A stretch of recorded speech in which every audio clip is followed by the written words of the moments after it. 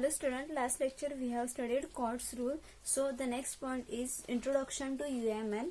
UML is a standardizing graphical display format for visualization, specification, design and documentation of software system. It offers a set of standardizing diagram types with which complex data processes and the system can easily be arranged in a clear, intuitive manner. UML is a unified modeling language. UML stands for Unified Modeling Language. It is not just for limited to the object-oriented analysis and the design of the software, but also it used to areas of the software development like data modeling and the representation required in an enhanced manner.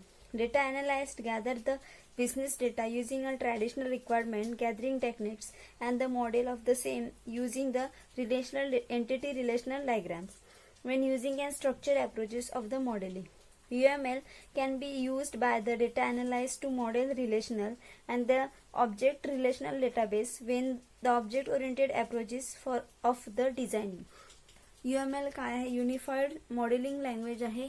हे असं एक software आहे, त्याच्या through काय केलं जातं, मोठे मोठे जे बिझनेसेस असतात, सॉफ्टवेअर डेव्हलपमेंट कंपनीज असतात, त्यांना जे डॉक्युमेंटेशन्स किंवा ते आपण जे वर्कआउट केलेलं आहे, जे काम केलेलं आहे त्याच्यासाठी एक प्रकारचं डॉक्युमेंटेशन क्रिएट करावं लागलं, डिझाईन करावं लागतं एक प्रकारचं. मग ते डिझायनिंग करण्यासाठी UML यूज केलं जातं. UML थ्रू तुम्ही डिझायनिंग तुमचं व्यवस्थितपणे करू शकता आणि तुमचा जो डेटाबेस आहे त्याचं फ्लो कशा प्रकारे वर्कआउट होतोय ते सांगण्यासाठी काय केलं जातं, UML थ्रू तुम्ही डेटाबेसचं तुमचे ते काय डिझायनिंग आहे ते शो करू शकता. मग UML साठी काय सांगितले, जसं आपण आपला जो डेटा फ्लो आहे, आपला जो वर्कआउट आहे सॉफ्टवेअर किंवा एखादी सिस्टीमचं, मग ते दाखवण्यासाठी आपण एंटिटी रिलेशनशिप डायग्राम शिकलो.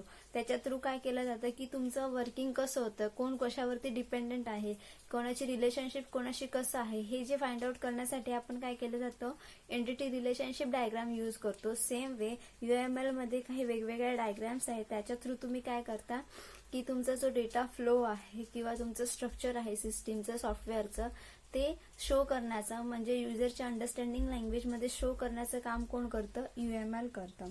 So UML is not a methodology, therefore it does not require the format work products, but it is provide the various type of diagram to enhance the understanding of the application under the development. हे काय आहे, methodology नाही आहे, it is a format of the work. म्हणजे काय एक particular format आहे work करण्याचा आणि त्याच्या थ्रू काय केलं जातं की अंडरस्टँडिंग मॅनरने आपला जो डेटा आहे तो युजर समोर ठेवला जातो. ठीक आहे. याच्यासाठी वेगवेगळ्या डायग्राम्स प्रोव्हाइड केलेल्या आहेत. त्यामध्ये फर्स्ट आहे use case diagram. A use case diagram helps to develop the team visualization, the functional requirement of the system, including the relationship of the actors to processes. Use case diagram is the simplest is the representation of the user's interaction with the system that shows the relationship between the user and the different use cases which can be user involved. यामध्ये काय झालं की यामध्ये काय असतं की एक user असतो आणि त्याच्यानंतर त्याचे जे काही ऍक्टिव्हिटीज असतात ते शो करण्याचं काम कुठे केलं जातं, यूज केसमध्ये. तुम्ही डायग्राम मध्ये बघू शकता अशा प्रकारे यूज केस डायग्राम असते. इथे हा युजर आहे आणि त्याने काय लॉग इन केलेलं आहे, मग तो जर रजिस्टर असेल तर तो लॉग इन करू शकतो. मग अशा प्रकारे काय वेगवेगळे जे काही ऍक्टिव्हिटीज असतात, सपोज तुम्ही स्टुडंट आहात, स्टुडंटची तुमची एक्झाम्पल घ्यायचं झालं तर बुक मॅनेजमेंट सिस्टीम तुम्ही काढली होती, बुकची, बुक शॉपचं. बुक शॉपमध्ये काय केलं होतं तुम्ही, बुक हा तुमचं काय झाला, ऍक्टर झाला, तुमचं युजर झाला किंवा युजर तुमचा असेल तो. मग तुम्ही काय सांगितलं असेल किंवा तो लॉग इन किंवा रजिस्टर युजर असेल तर तो लॉग इन करेल आणि बुक शॉपमध्ये जाईल. अदरवाईज नॉर्मल जो युजर असेल तो मग बुक जर बाय केल्यानंतर लॉग इन डिटेल्स घेतले जाणार. अशा प्रकारे यूज केसमध्ये काय केलं जातं, एक युजर असतो, ऍक्टर असतो आणि त्याच्या वेगवेगळ्या ज्या ऍक्टिव्हिटीज असतात त्या शो केल्या जातात यूज केसमध्ये अशा प्रकारे oval शेपने. Then next is sequence diagram.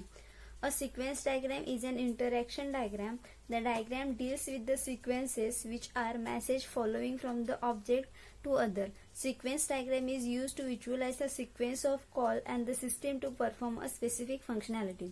Sequence diagram मध्ये काय केलं जातं, सिक्वेन्शियली मॅनरने तुम्ही जे काय ऍक्शन्स परफॉर्म करता ते नोट डाऊन केले जाते आणि स्पेसिफाय केलं जातं. तुम्ही एक डायग्राम मध्ये बघू शकता. या डायग्राम मध्ये काय सिक्वेन्स आहे, एका साईडला कॉम्प्युटर आहे, दुसऱ्या साईडला सर्व्हर आहे. आणि नॉर्मल एक उदाहरण घेतलंय म्हणजे ईमेलचं. चेक ईमेल, तुम्ही एक ऍक्शन परफॉर्म करतो ईमेल चेक करण्याचा. मग कॉम्प्युटर कडून सर्व्हरकडे काय रिक्वेस्ट जाते की सेंड द रिसेंट ईमेल. मग सर्व्हरकडे रिसेंट ईमेलचा मेसेज गेलाय, सर्व्हरने रिसेंड केला. त्यानंतर काय न्यू ईमेल कोणता आहे तो चेक करण्यासाठी केलाय. ती पुन्हा सिक्वेन्स एक डायग्राम झाली. पुन्हा डिलीट द ईमेल. मग तुम्ही जे काय ऍक्शन्स सिक्वेन्शियली जे काय ऍक्शन्स परफॉर्म करताय कॉम्प्युटरवरून तुमच्या जीमेल वरती, ते ज्या काय ऍक्शन्स आहेत सर्व्हर थ्रू, त्या ऍक्शन्सचे काय सिक्वेन्शियली मॅनरने डिस्प्ले करणं म्हणजे काय सिक्वेन्स डायग्राम. सिक्वेन्स डायग्राम मध्ये काय होतं की तुम्ही जे काय ऍक्शन्स करता तुमच्या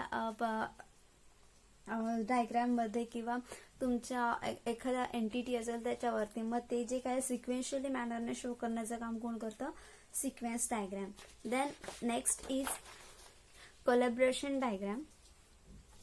A collaboration diagram is another form of interaction diagram. It is represent the structure, organization of the system and the message sent and received consistently of the object and the link. Collaboration diagram used to visualize the organization of the object and their interaction. और collaboration diagram मध्ये काय केलं जातं की interaction represent केलं जातं. म्हणजे आपला जो दोन एंटिटीज असतील त्याच्यामध्ये इंटरॅक्शन कशा प्रकारे होते आणि कोणते कोणते ऑपरेशन्स ते परफॉर्म करतात ते कोलॅबोरेशन डायग्राम मध्ये शो केलं जातं. डायग्राम मध्ये तुम्ही बघू शकता इकडे शेफ आहे आणि इथे ओव्हन आहे. सो इथे बघा कोलॅबोरेशन डायग्राम, सगळ्या जे काही डायग्राम्स आहेत त्यांचे पर्टिक्युलर जे नोटेशन्स आहेत ते तुम्हाला लक्षात ठेवणं जास्त गरजेचं आहे. कोलॅबोरेशन डायग्राम मध्ये बघा शेफ हा तुमची एंटिटी झाली आणि हे दोन डॉट्स आहेत ते मेंडेटरी आहेत कोलॅबोरेशन डायग्राम मध्ये. सो शेफ काय वर्कआउट करतो, ओव्हन ही दुसरी एंटिटी झाली. सो शेफ ओव्हन वरती काय करतो, स्विच ऑफ. हे त्याचं काय पहिलं ऍक्शन झालं. सो हे ऑपरेशन असल्यामुळे काय झालं, हा राउंडेड ब्रॅकेट इथे शो केलेला आहे. सेम वे काम झाल्यानंतर शेफ काय करतो, switch off the oven. So ठीक आहे झाले, दुसरी ऑपरेशन झालंय. सो ते अशा प्रकारे आपण डिनोट केलेलं आहे. अशा प्रकारे वेगवेगळे जे काही ऍक्शन्स आपण परफॉर्म करतो ते ऑपरेशन थ्रू आउट शो करण्याचं काम कोण करतं, कोलॅबोरेशन डायग्राम करतं. त्यानंतर fourth is activity diagram. Activity diagram describe the flow of control in the system. It consists of the activity and the links. The flow can be sequentially concurrent and branches. Activity diagrams are also used to visualizing the flow control in a system. Activity डायग्रामने काय केलं जातं, flow control. Flow chart तुम्ही शिकला असाल. Flow chart मध्ये काय तुमचं जे सिस्टीम आहे किंवा सॉफ्टवेअर आहे ते कोणत्या फ्लोने जाणार, कसं जाणार, किंवा एखादा तुम्ही सीचा किंवा C++चा प्रोग्राम घेतला तर त्याचा फ्लो एक डिसाइड केलेला असतो. सपोज तुम्ही ऍडिशन किंवा डिव्हिजन ऑफ किंवा प्राईम नंबर फाइंड आउट करायचा जर कोड सी मध्ये डिझाईन करत असतात तर काय करणार, तुम्ही युजरकडून एंटर करून घेणार. फर्स्ट तो नंबर चेक करणार, कंडिशन्स टाकून चेक करणार इट इज प्राईम और नॉट. मग तिथे काय आलं, कंडिशन आली. मग अशा प्रकारे हा काय झाला, तुमचा फ्लो झाला एक. सो ऍक्टिव्हिटी डायग्राम मध्ये पण आपला जे सॉफ्टवेअर आहे त्याचा फ्लो कशा प्रकारे वर्कआउट होतं ते डिफाईन करण्याचं काम कुठे केलं जातं, ऍक्टिव्हिटी डायग्राम मध्ये. सो इकडे बघा युजर रजिस्टर आहे म्हणजे युजर ऑलरेडी रजिस्टर्ड आहे. सो इथे स्टार्ट झालेलं आहे तुमचं flow chart activity diagram. First काय आला, enter the user name and password. युजरने पासवर्ड आणि युजर नेम एंटर केलेला आहे. त्यानंतर correct the log in and password म्हणजे चेकआउट केलं, कंडिशन टाकलेली आहे. पासवर्ड सर्व्हरच्या डेटाशी चेकआउट केला user name and password.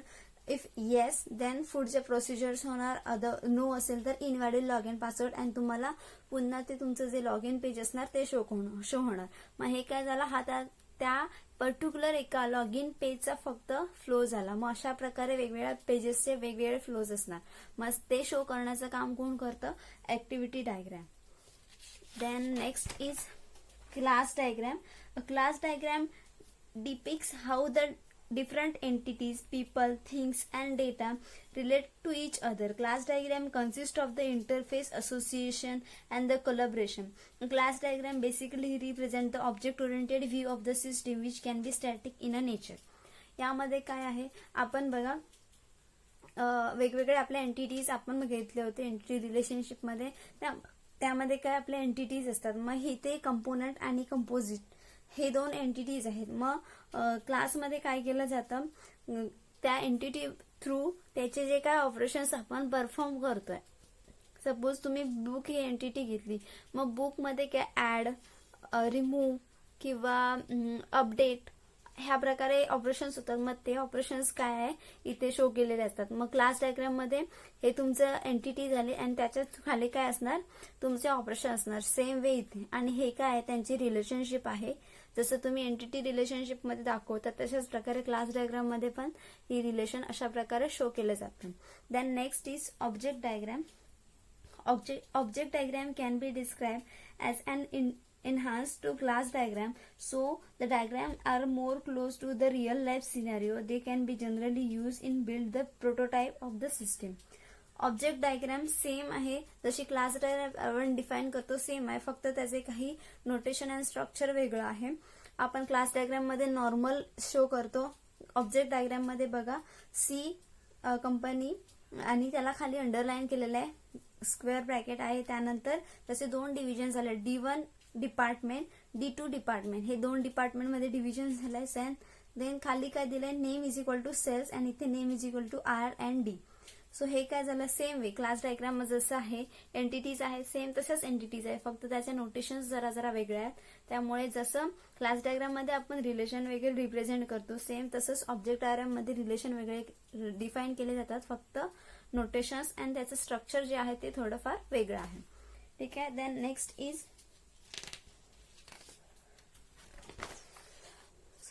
component diagram. A component diagram represents the set of components and their relationship. These components consist of the classes, interfaces and the collaboration. Component diagram are used to visualization of the implementation. Component diagram मध्ये काय केलं जातं की आपले जे वेगवेगळे components आहेत ते शो केले जातात आणि त्याचे शो करण्याचे जे स्ट्रक्चर आहे ते थोडंफार वेगळं. यामध्ये बघा इथे ह्या डायग्राम मध्ये तुम्ही चेक करू शकता, ऑर्डर हे तुमचं एक कंपोनंट आहे. Then next is product and customer.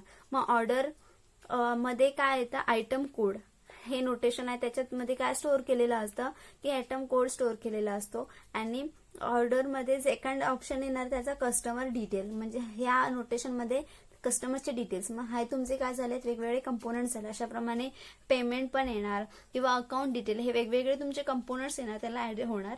And त्याची जी काय सगळी त्याची जी काय रिलेशन असणार एकमेकांशी ते शो करण्याचं काम कोण करतं, कंपोनंट डायग्राम करतं. त्यानंतर last is deployment diagram. Deployment diagram are the set of nodes and their relationship. The nodes are physically entity where the component are deployed.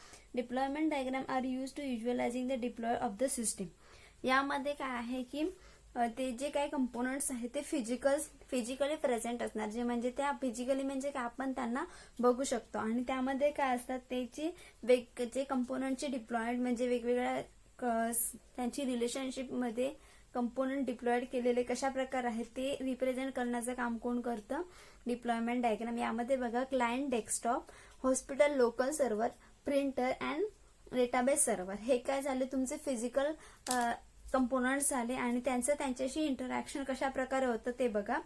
तुमचा हॉस्पिटल एक सिस्टीम आहे, त्यामध्ये हॉस्पिटलचा जो लोकल सर्व्हर आहे. डेस्कटॉप क्लायंट म्हणजे क्लायंटचा डेस्कटॉप आहे. Suppose तुम्ही पेशंट आहात, तुम्ही हॉस्पिटलची डिटेल्स फेच करताय, तुम्ही त्याच्याशी कनेक्टेड काय आहे, प्रायमरी नेटवर्क. इथे प्रायमरी नेटवर्क लिहिलंय. प्रायमरी नेटवर्क म्हणजे तुमच्या स्वतःच्या नेटवर्कने तुम्ही तुमच्या हॉस्पिटलच्या सिस्टीमशी सर्व्हरशी कनेक्टेड आहात through out your desktop. So हे झालं प्रायमरी नेटवर्क. देन तुम्ही जेव्हा एखादी इन्फॉर्मेशन फेच करता किंवा फाइंड आउट करता त्यावेळी काय करतं, जो लोकल सर्व्हर आहे हॉस्पिटलचा तो डेटाबेस सर्व्हरशी कनेक्ट केला जातो through out the private network. म्हणजे त्यांचं प्रायव्हेट नेटवर्क असेल त्याच्या थ्रू ते कनेक्ट केलं जातं. आणि सपोज तुम्ही प्रिंटिंग कमांड दिली तर मग हॉस्पिटलचा जो लोकल सर्व्हर आहे तो प्रिंटरला कनेक्ट होतो through out the primary network. अशा प्रकारे हे काय आहे डिप्लॉयमेंट डायग्राम आहे आणि ते एकमेकांशी रिलेट झालेले आहे डिप्लॉय थ्रू. सो अशा प्रकारे 8 प्रकारचे आपण डायग्राम शिकलो ते UML मध्ये येतात. सपोज जर का एखाद्या डायग्राम मध्ये प्रॉब्लेम असेल, एखादी डायग्राम समजली नसेल तर तुम्ही मेसेज करून विचारू शकता. ठीक आहे. आणि ह्या प्रकारे तुमचं फर्स्ट युनिट संपलेलं आहे. या युनिटचे नोट्स आहेत ते मी तुम्हाला ह्या लेक्चरच्या नंतर प्रोव्हाइड करणार आहे.